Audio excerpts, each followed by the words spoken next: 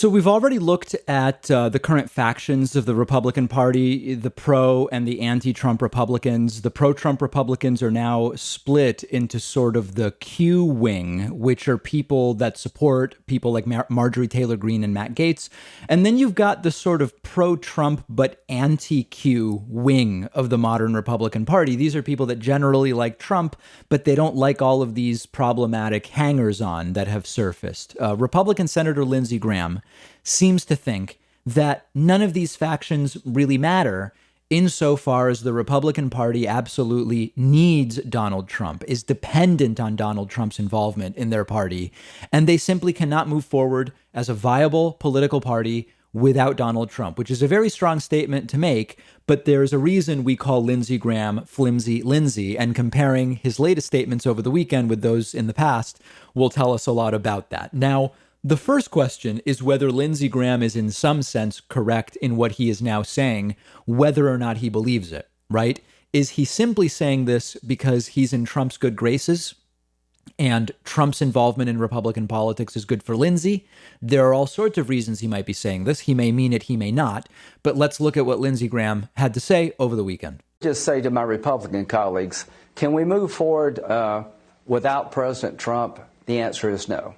I've always liked Liz Cheney, but she's made a determination that the Republican Party can't grow with President Trump. I've determined we can't grow without him. All of these people like Herschel Walker and all the people you just named are attracted to the Trump Republican Party, economic populism, America First agenda.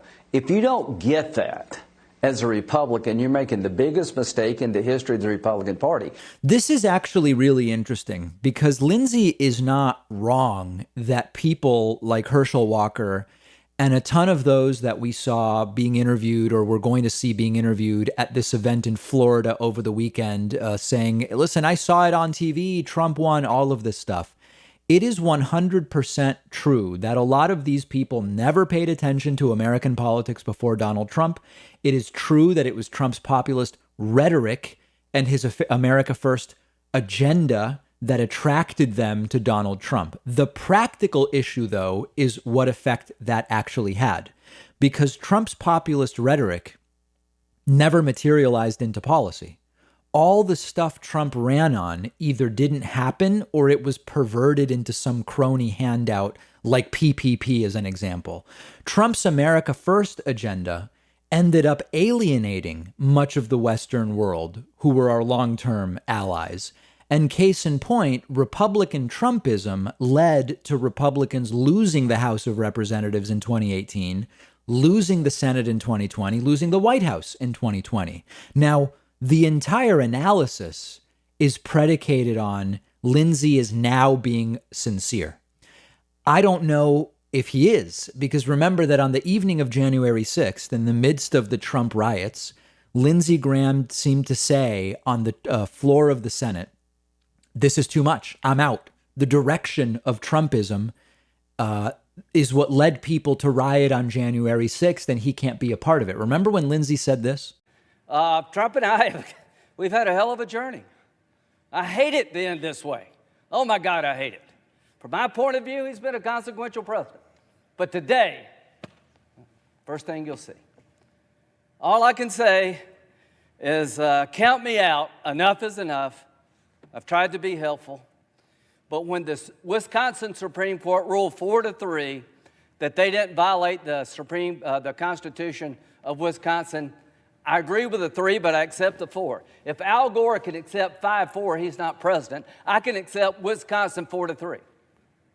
Pennsylvania, it went to the Second Circuit. So much for all the judges being in Trump's pocket. They said, no, you're wrong. I accept the Pennsylvania Second Circuit that Trump's lawsuit wasn't right. Georgia, they said the Secretary of State took the law in his own hands. He changed the election laws unlawfully. A federal judge said, no, I accept the federal judge even though I don't agree with it. Fraud. They said there's 66,000 people in Georgia under 18 voted. How many people believe that? I asked, give me 10. I hadn't had one. They said 8,000 felons in prison in Arizona voted. Give me 10. I hadn't gotten one. Does that say there's problems in every election? I don't buy this. Enough's enough. We got to end it. So the question, of course, is which Lindsey Graham is the sincere one? And if he's posturing and trying to get back in Trump's good graces now that it seems Trump does want to stay involved in Republican Party politics, at least through 2022, maybe depending on how that goes into 2024. If Lindsey is just saying what he thinks Trump wants to hear, is it even worth it for the Republican Party to listen to Lindsey Graham? Trump may be great for Lindsey, so Lindsey can have the president on speed dial, get rides on the presidential helicopter and on Air Force One, all of that stuff. But just because it's good and fun and exciting for Lindsey Graham to be friends with the president doesn't mean it's actually good for the Republican Party. And again, if you want another example of why they call this guy Flimsy Lindsey, just waving in the wind, going with whatever direction it's blowing politically, this is the same Lindsey Graham early in the 2016 primary denouncing Donald Trump, and accurately so. Remember this? What is your reaction to hearing what Donald Trump says? I'm disgusted. Well, I want to talk to the Trump supporters for a minute. I don't know who you are, and I don't know why you like this guy. I think what you like about him, he appears to be strong when the rest of us are weak. He's a very successful businessman, and he's going to make everything great. He's going to take all the problems of the world and put them in a box and make your life better. That's what he's selling. Here's what you're buying. He's a race-baiting, xenophobic, religious bigot. He doesn't represent my party. He doesn't represent the values that the men and women who wear the uniform are fighting for.